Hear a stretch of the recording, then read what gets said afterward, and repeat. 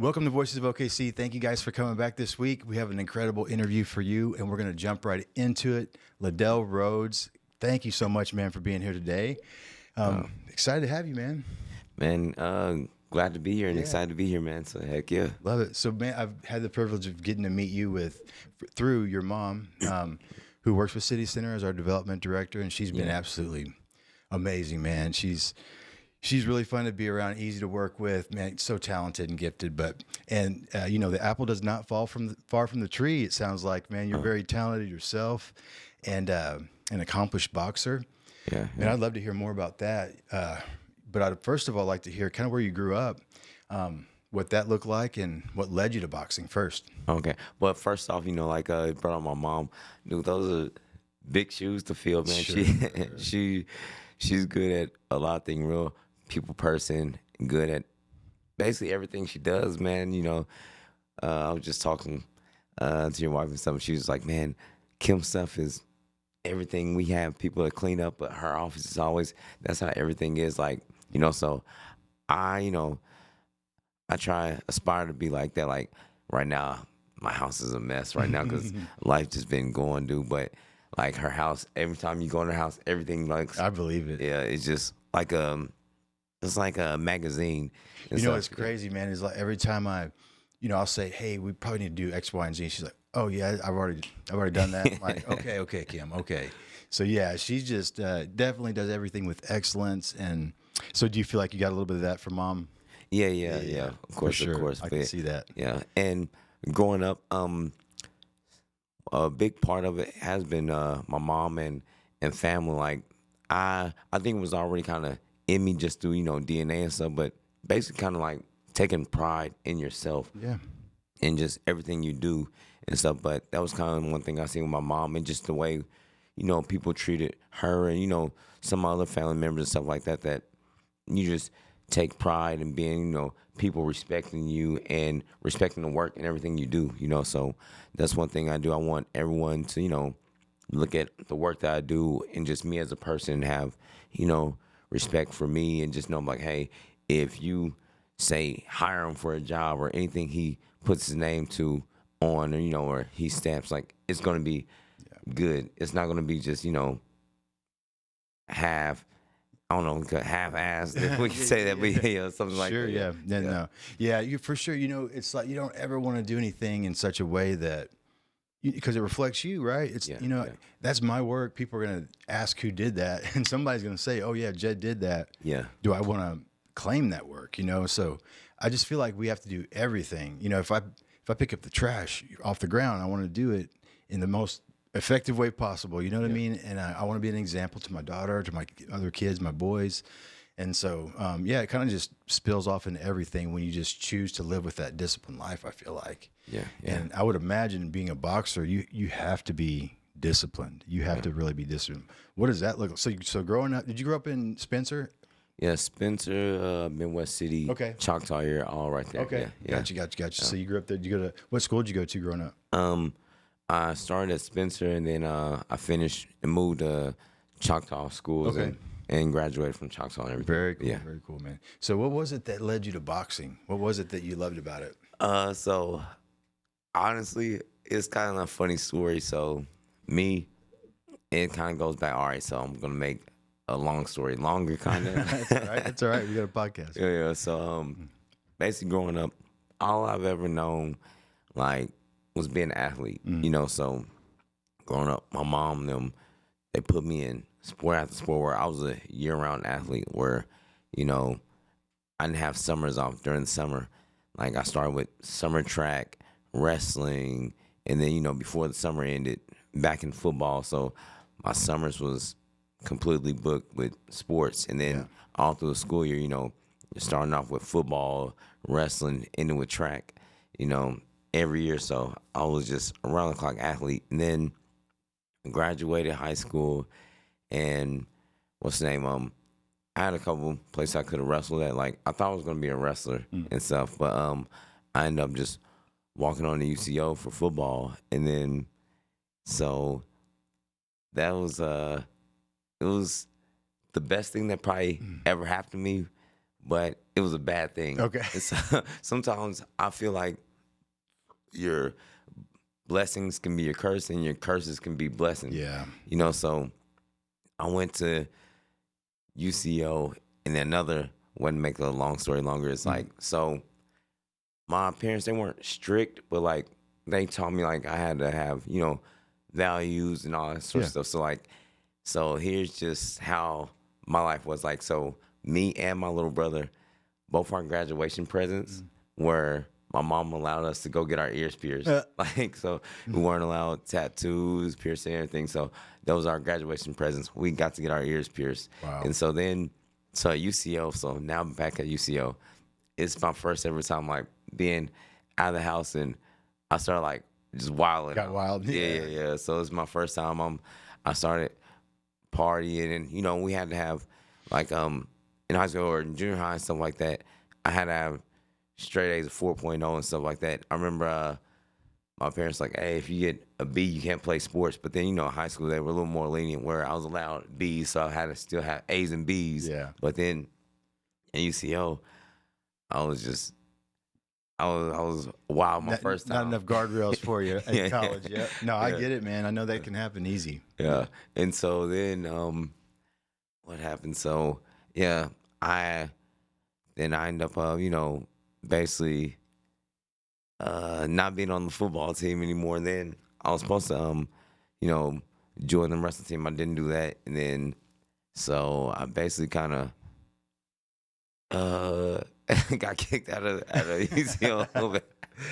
You got kicked out of UCO. Yeah. Hey, that's all right. You're in a great place today, so we can laugh now. So, yeah, that's awesome, man. But then also like, so, my family, they're like, well, you can't just do nothing. So I had a couple options. They're like, you either join the military or, go back home to my mom's, but you're going to get a job and still go to school. And so I was like, I'm not going to the military. So I didn't enroll in Rose State, and I started working for Pepsi at the time. And so then this time I'm 19, and then I get a job at Pepsi, and I have to be up at 4 a.m. every morning, be at work at 5, doing all that stuff, and 19-year-old, and then at 20 and 21 or whatever. So then I'm just like, dude, this ain't fun. Like waking up at 4 a.m. This is live? Yeah. And I'm still having to go to school full time at Rose State. And so anyways, then I started boxing and stuff, and that's why I started training so hard. I was like, I hate working. I rather wake up at. You like that kind of work? Yeah. I'd rather wake up at 4 and go on a run. I rather run 5-6 miles at 4 a.m. than wake up and have to clock in and push and a flatbed into and do all that stuff, man, and drag pallets around of Pepsi and stack this there and that. Man, it was so. That's basically what was my driving force. Was I just didn't like working a regular job, so I just busted my butt every time. Like, so when I started boxing, all the other guys who been boxing for a long time, and that was a thing.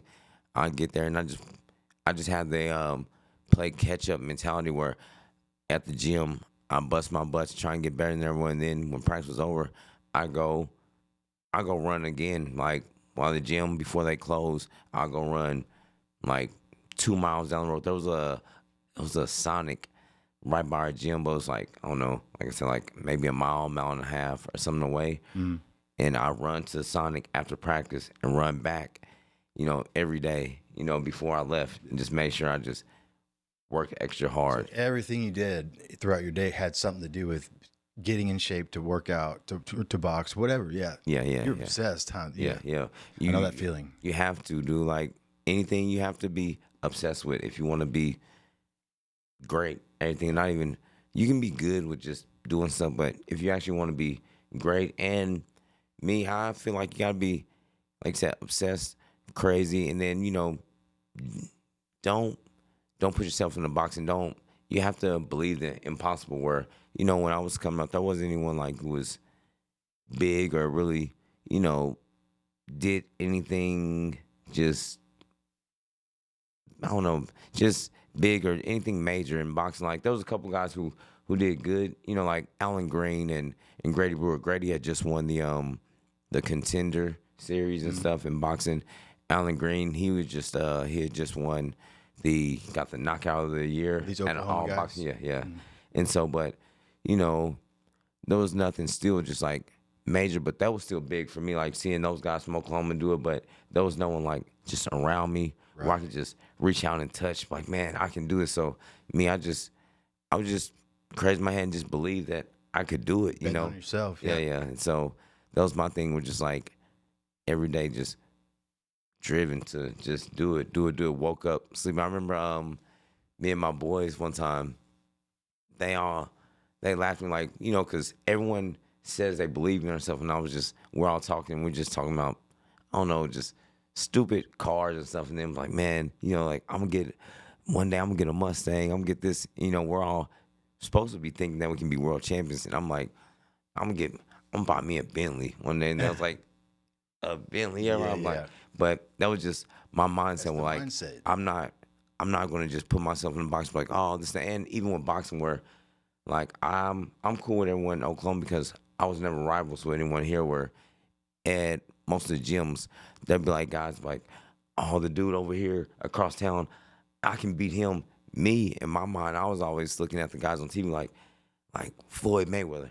I'm gonna beat Floyd one day. I'm gonna. So I always set my standards like up here where I never wanted to be, just down here where a lot of the guys like they had crosstown rivals and stuff like that. Where I never did, like, because I wanted, you know, to be Your only rival is the pinnacle of of the craft, of the art. Yeah. So that was kind of always my mindset where I just never wanted to be like local or just right here. I always like shoot for the stars and end up on the moon if you don't accomplish that. So that was always like my outlook on a lot of things. Just I always looked at a bigger picture, never wanted to just be right here. Yeah. That's good, man. So what's your record right now? Let's get into boxing. So what's your professional record currently? So I don't like my record right now. I feel like but I know I've been robbed. I heard there's a pretty bad. Oh, the last or the second last. Oh my goodness, dude! But that was rough. Yeah, I feel like I have about 4 robberies, but I'm 33-9.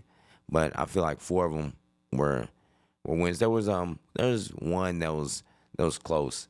You know, I've talked to a bunch of people. I would say 60% of people told me they felt I lost, and about 40 thought that I won. On one loss, I still felt I won. Yeah. You know, and then like I talked to like Floyd Mayweather, he told me I won, and a few other people, but that was one of them. That was actually my first loss. Yeah. I found I won that one. A few other people, like I said, found I won. But technically I'm 33-9 right now. But hey, I feel like that's not bad though. I mean, especially with the asterisks on there saying like, hey, but these few here, man, I don't know about these. That's incredible. How many knockouts? Was it 17? 17 knockouts. Yeah. Okay. So can you give away any of your technique and secret without giving up the grapes to your opponents? Like, so what's your style technique? Are you more of a technical guy? Are you a power guy in your weight class? How does that work for you? I'm really, really technical, but so I can fight any style really because my greatest asset, and I took it away from myself a few fights, but it's that I'm really athletic. Like it's just been blessed with just a lot of God-given abilities. To that, man, it's just straight athleticism and genetics. Yeah, does not hurt at all. Yeah. And so that's my thing is I can do a lot in the ring. And so my biggest thing is just don't put myself in a box of trying to be super technical because I love technique. Even now that I coach now, like I teach basics, fundamentals, technique. But in the ring, sometimes I'll go adjusted a little bit. Yeah, and I'll just do what it takes to win and the athleticism and stuff. Like my 2 favorite fighters, they're both super athletic, but so I don't have one. I have a 1A, 1B. That's Roy Jones. I feel like he was the greatest athlete to ever box. He's pretty sick, yeah. Yeah, Sugar Ray Leonard. Both of them. They're my 2 favorites. But like a Roy Jones, like he technically did a lot of stuff wrong, but he was just so freakishly athletic that he got away with. And that's one of the things that I can do is I'm really athletic. So that's probably my biggest thing where I can fight this way one fight, I can fight that way another fight. That makes sense too, because in some situations, that technique isn't what's going to get you through. It's just how to get that punch in from whatever angle you're in. Exactly. Yeah. So you have to be more athletic, and that makes a lot of sense. But man, that's awesome. So still love the game. You still love the sport. You still love it. Yeah. So I describe fighting and stuff as a relationship. Like I've had times in my life where it's really like a relationship where I fell in love or fell out of love with it. At times where, get robbed, and especially like I said, my first losses, they were like the worst because I was literally, it was for the title eliminator where I was gonna like change my life, where it was like huge money coming. I get robbed, especially the second one. Like his coach even told me, he's like, you won that fight. It was a world title eliminator. So funny backstory, that fight where I fought Edner Cherry. It's for the world title eliminator fight. Jose Pedraza, they had just fought, and everyone thought that Edner Cherry had beat him for the title, and they gave a split decision to Jose Pedraza. And so we fought. Yeah. He was still ranked number 1 after the fight, and then I was number 2. And we fought for the title eliminator, and then and so the beginning of the fight, the telecast, we're the main event, but the beginning they were like, Edner Cherry, the uncrowned champion of the division. And so, like, I won the fight clearly, but they gave it to him. And then they had, like, some fights, people at home, the viewers, they can vote. So it was a 10-round fight. Everyone had me winning 9 rounds to 1. And then his coach even told me I didn't lose the fight. But anyways, after that, they didn't give him a rematch with Pedraza. They let a kid who was ranked 7th in the world skip over both of us and fight for the title, and he went and knocked out Jose Pedraza, and he ended up becoming a star, and that was Tank Davis. But I was supposed to fight for the world title, and Tank Davis like skipped over me in that fight, and then he became Tank after that. But crazy crazy how that can happen, man. Yeah. Wow, man. And even the fight before, so my first 2 losses and stuff, like, me and Tank, I always thought we were going to eventually fight because we were always, like, at the same gyms, the same everything, and then the same fights where my first loss, I feel like maybe Floyd, because I trained with the Mayweathers, and I left them, and so I fought Sergey Lipinets, and so what was it? I was the co-main event, and Tank was 1 fight below me, so it was like Tank, then me, then the main event, Malik Scott. Freaking 5 minutes before Tank's supposed to go out and fight, they come to my dressing room like, hey, Floyd wants to skip. He wants to flip you and Tank. And I'm like, so like, you're going to fight in 5 minutes. I'm like, what? Like, so 5 minutes before my fight. Whoa. I'm thinking like, all right, I'm fighting in like 30 minutes. Yeah. They come, knock on the door. I'm like, hey, Floyd Mayweather, he wants you to fight first, and Tank's going to fight after you now. And literally flip-flop the card. Your whole mindset. Yeah. Were you going to fight the same person, though? Yeah, it was the same person, but they just... At least it was they just moved our fight up, So. That would have been crazy if they changed the person. Oh, yeah, no. Because you've studied for this person probably the whole time. Yeah. That's crazy. Yeah, but they just skipped us over. But it was like me and Tank, we always like crossing, intertwined paths and stuff like that. But fight never happened. But but then crazy, I was always like ranked above him, and then he got the title shot and just took off like a rocket after that. But wow, man. So describe so our viewers can understand. So you're a pro boxer. I mean, what does that look like? So I'm sure people have the question. So are you in that same realm as like a Mayweather? Are you're fighting in those kinds of circles with people in that caliber, right? Yeah. So guys, he's kind of the real deal, man. 33 wins. I know that we have a few losses there, but he's doing it big. And so tell me about what you want to see here in Oklahoma City for boxing, because I remember we were talking the other day, and you're telling me, you said, hey, this is an untapped market, really, because there's not a lot of just really strong focus on even combat sports in general, right? Yeah. But so right now, I feel like last weekend, June 20th, we took one step in the right direction to really push it, because I co-promoted a show with Scott Jones of Husky Fats, and my company's Hackman Boxing. We co-promoted the first ever event downtown on the canal, combat sports event, and it was huge. That's incredible, man. Like a lot of people came out, the city came out and supported, so it was awesome. And the people who own a lot of downtown, like they really loved it. It's like this is what the city needs. So they're getting with us. They want us to promote a lot more shows and events downtown. So it was outdoors. And it was awesome, man. But yeah, so that I feel like is the first step to really getting boxing to take over right here. And now my gym, Western Avenue Boxing Gym, I'm promoting, or not promoting, I also do promote the guys, but I'm coaching a lot of guys. And the next thing is just, man, to get some real deal fighters out of here, man. Yeah. Like, we have all the talent in the world, but I feel like just missing the knowledge. Organized. Yeah. So organize it, the structure, and just the knowledge, because I feel like what I'm bringing to the table, I had to go and get through. I keep bringing up my mom though, but my mom, she helped me get to Las Vegas. Like, so that was the thing how I got out there too. It's like whenever I decided to fight, after they let me stop going to school, I was like, hey, can I just focus on fighting because I'm getting good enough? And then she was like, yeah. She was like, where do you want to go to chase your dream? I was like, Las Vegas, California, or Florida. And then took me to Las Vegas. And so then that really changed the trajectory of my life and career, everything. I got so much knowledge out there. And so now what it took me and my family to do to get me out there, I want to bring that to see, like, all the knowledge I've gained from working with the Mayweathers, with Manny Pacquiao, Zab Judah, and all these other guys like that. You know, I have all the knowledge where I want to bring it to the city, and all the guys I'm working with, like, the talent. There's so much talent here in Oklahoma, but just not the knowledge to, like, really hone guys. Yeah. And makes sense. And get them there. Man, that's exciting, man. I'm excited for you and everything you're doing. Now, what's the name of your company again? Your promotions company? Hackman Boxing. Hackman Boxing. What's the website? HackmanBoxing.com. Okay, check it out, HackmanBoxing.com. And then Husky Fat, you mentioned Husky Fat. What's the website there? I believe it's HuskyFatPromotions.com. Okay, gotcha. And Western Avenue Boxing Gym also for the gym. Gotcha, yeah. Check out his gym, man.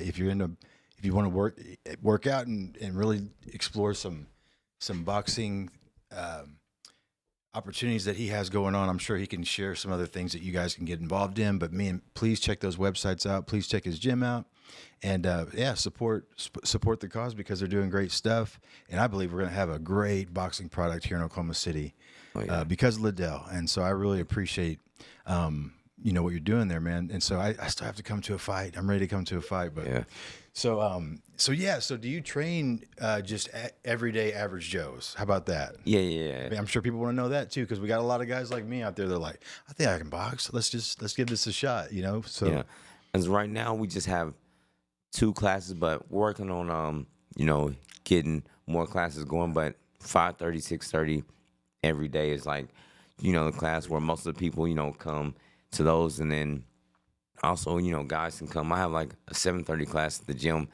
and I call it the intro to competition boxing, where is some people like actually want to like learn to like really like fight week critique. I critique a little more like people who are actually going to fight. Mm-hmm. I like kind of critique more and like, hey, you got to turn your foot here. You got to keep this hand up more than just getting in shape. But we have 2 classes every day for just average people who want to get in shape and learn a little something. But we have the other class right now where if you actually like, okay, I want to actually like tighten up and really, just in case anything ever happens, I want to actually like really know everything or just know everything about boxing. Gotcha. And that's what I teach in that class as well. But yeah, we have kids classes, and then we have 4:30 every day. Yeah, so have a bunch of classes, but working on more and more. The more people we get, the more we're going to expand and have like, before work classes, after you drop your kids off to school classes. I could see going to like a 5:30 in the morning class or 4:30 in the morning class for sure. Yeah, so the more people we have that want those, like, want to do it, like, I have nothing else to do besides be at the gym. I'm there all day, every day. So, so. Love it, man. Yeah, I love that. Yeah, well, I'm really excited about that. Again, guys, check out his gym. Check out everything he has going on. Hey, and if you're a boxer in Oklahoma City, in Oklahoma, wherever you are listening to this, you need to come see Lydell. And so what's the best way they can get in contact with you? You can contact me through my social medias or anything, and everything's just Lydell Rhodes. You know, just Lydell Rhodes Rhodes. Send me a message, man. Yeah, I'll respond. let's do it. I think we're gonna stack this gym, and I'm excited about it. And Heck yeah. I look forward to actually being a part of just coming to more fights and things like that, because it is a what I love about boxing. It's such a, you're kind of battling yourself in a lot of ways, I would think, right? I mean, Yeah. you have to, discipline yourself, beat yourself down to the point where you're, solid and prepared in your mind. I mean, there's so many aspects of boxing. It's not just throwing your hands. It's your mind and everything else. So I think I'd like to hear a little bit about that for you. What does that look like to get your mind in that place of, hey, I'm locked in and disciplined? Is there like a routine you have or a system you have to get yourself like prepared to start working on a fight? So me now, no, because it's Autopilot now, huh? yeah. It's cliche to say, but now like you're like, oh, you have to live it.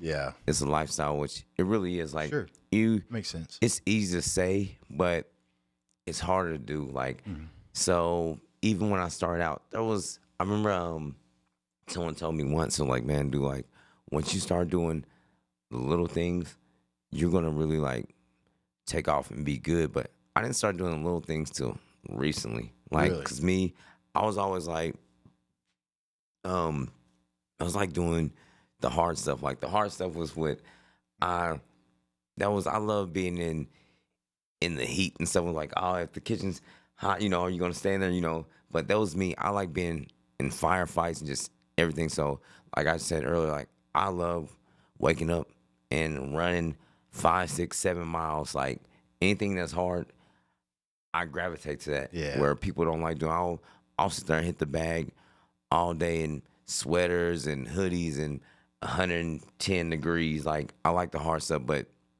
the small things, eating right, stretching, Man, getting sleep. Like that was the things that I didn't do right, but all the hard stuff, like showing up to the gym every day, the grind. I love the grind. I embrace it. But I finally started embracing all right, hey, let's chill. Let's I'm get with some you. rest. Yeah. I get that. Yeah, no, I get that. And as you grow older, you progress to get. You're still young, man. You're pretty young, but it's like, as you get older, you really start to feel it more. When I was in my 20s, I couldn't feel that stuff. You know what I'm saying? I could run all day long, not get sore. I could eat whatever I wanted, and I feel great. But now it's like I eat a piece of macaroni, I want to go to sleep immediately. So yeah, you just got to change how you. And when it's like if you can tune every single thing to be geared towards making sure all of your cells are aligned for this fight. That advantage you have over some people that think, oh, I'm just talented. This is just another day at the office. That's different. You know what I mean? And so I feel like there's probably an edge there. And I've heard a lot of athletes say too, that there's some guys, I've heard Jordan say this and Kobe say this, Kobe Bryant, they said there were guys that were a lot better than them talent wise, but they were in the gym working all the time, Yeah. And then you add on top of that, eating right and taking care of your body, you're just a force at that point. Yeah. You're designed to do this thing, man.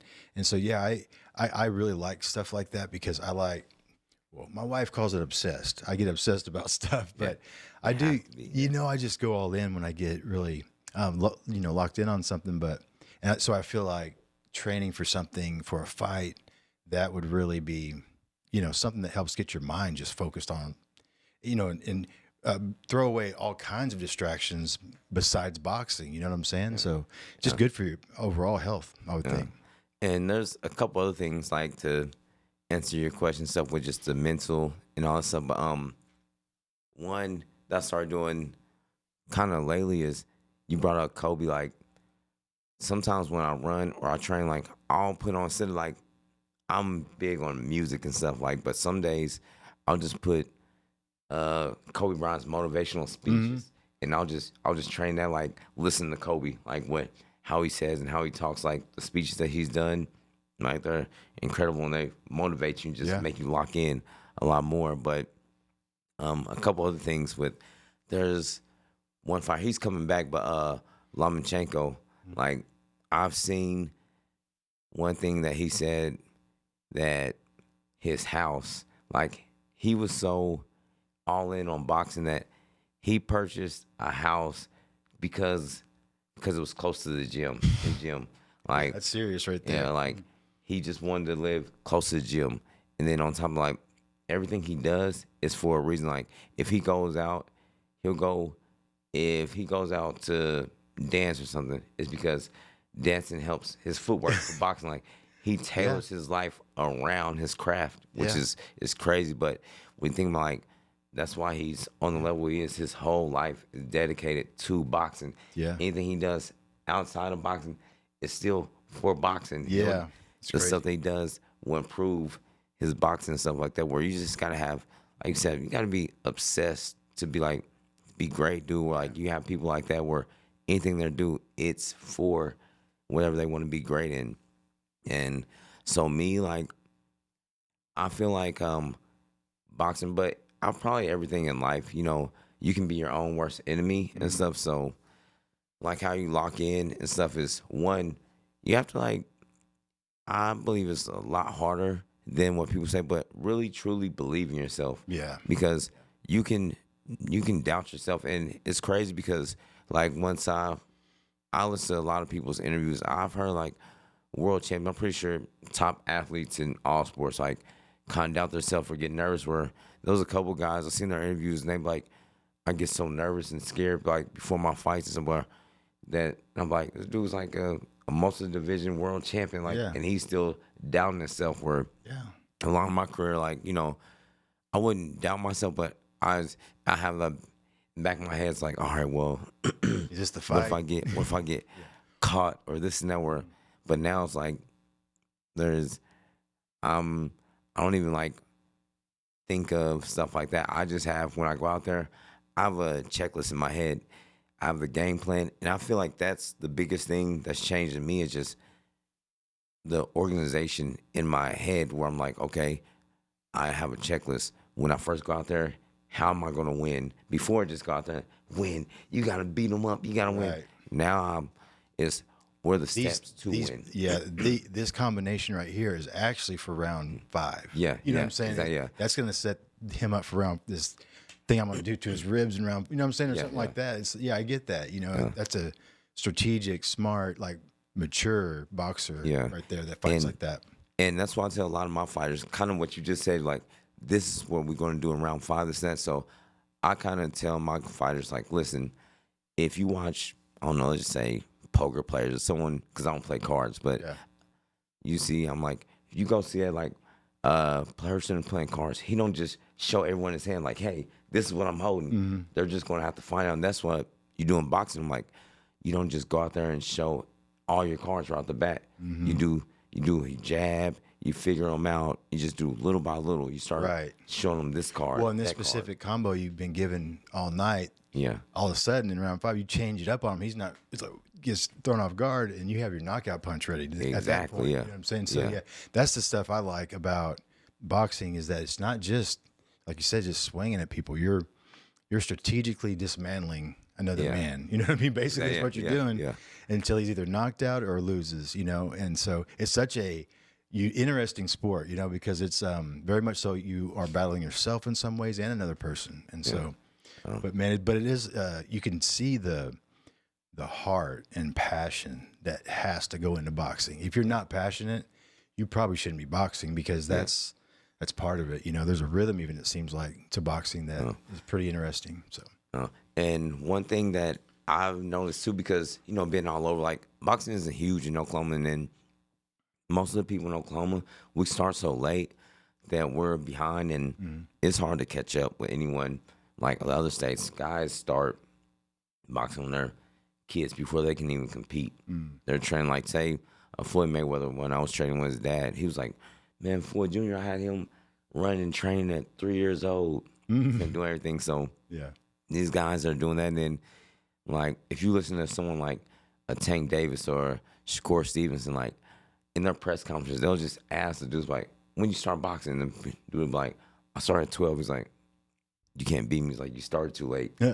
You know, like There's something to it, huh? It's Yeah. like, it's just something that builds that memory up in your body that, you know. And I tell a lot of guys, like, starting young, it's kind of like learning a language. It's hard when you've been speaking like one language your whole life, and then you're trying to learn a new language late. But you can teach a kid, you know, to be bilingual or something like that. When they're younger, they can learn both languages easy. It's the same as boxing. Like, you know, they take to it where it's like walking and talking. They don't think about it. Yeah. But then when you start late, you have to like try to remember. Oh, I have to punch like this. I have to do that. So it's hard to. Well, even think about up, how, you know, their body will develop too, like a boxer. The earlier you start, your tendons, your muscles, your low twitch, high twitch muscle fibers, all that is developing as a boxer would develop. You know what I'm saying? Like as far as the movements you would make and the exercises you would do. So yeah, there's so much. I can see that's why I'm trying to get my daughter, not in boxing, but trying to get my daughter connected quickly to her favorite sport, because I want her to really just get that muscle memory built up early. But well, man, Lydell, man, I just really appreciate you coming through. And hey, can you share anything else you need to share? Anything coming up that you're promoting that people need to know about? Any websites? Anything? Just really, you know, the gym. You know, if you're interested in getting in shape or really becoming a champion, you know, if you want to compete and you watch it on TV. Hey, cause me, I got in the gym, never would imagine like this is where my life would go. I thought I was gonna be a football player. I wanted to be Barry Sanders, man. You know, so, and then after the UCO stuff, I was like, man, I'll just get my hands right and whatever.